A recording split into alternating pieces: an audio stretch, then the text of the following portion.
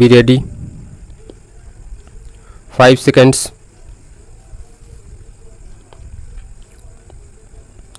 Start. Children in business. When the workers stop, the company incurs losses and eventually shuts down. However, if nature stops working, the world itself shuts down.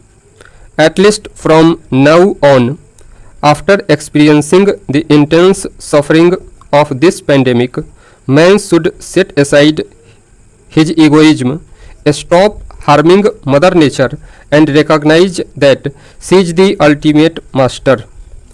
We have to develop the attitude that we are nothing but nature's servants. We should practice humility, servitude, and respect and beg her to forgive all our crimes against her. With the coronavirus pandemic, nature has finally shown us that she will no longer suffer and forgive all the indignities we heap upon her. The air we breathe, the water we drink, the food we eat, the home in which we sleep, the sun that gives us energy, we are indebted to nature for all of these.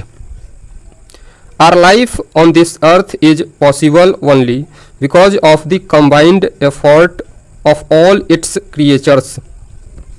The rivers, trees, weeds, butterflies, and worms all play their part.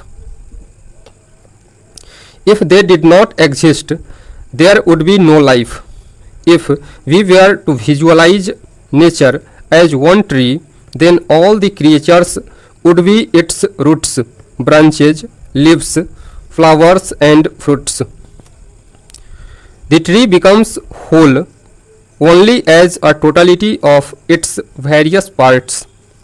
If one part is destroyed, the rest will also perish soon. In my childhood, when a tree was about to be cut down, it was like a wedding being solemnized. Before cutting it down, they would first worship the tree and pray for forgiveness. I am doing this because I have no other means to survive. Please forgive me. Trees were never viewed as inert. We used to protect a species from extinction. Now we drive them to it. So much effort goes into educating our children to become engineers and doctors because we want to secure a happy future for them. But without clean air, soil, and water, they won't be able to survive at all, much less be happy. Thus, if we want to protect our children's future, we should protect the life given air, earth, and water. In truth, we have already gone too far astray to return in this lifetime. Regardless, let us try and walk back as much as possible.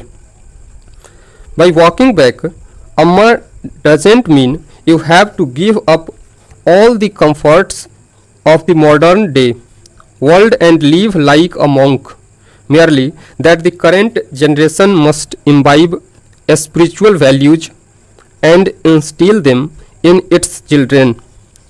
Our efforts can keep away pandemics, earthquakes, tsunamis, floods, and global warmings to a great extent. If we are united in our efforts, we can walk back at least 10% of the way, but we also need the factor of grace. For that, we need effort, humility, and to treat nature with respectful and prayerful attitude. Moving forward, we must be alert and cautious. We need to give spiritual thoughts and selfless actions the same importance we currently give ones aimed at material ends. This is nature's message to us. Let us stand united as one and work together with love, compassion, and patience. Stop.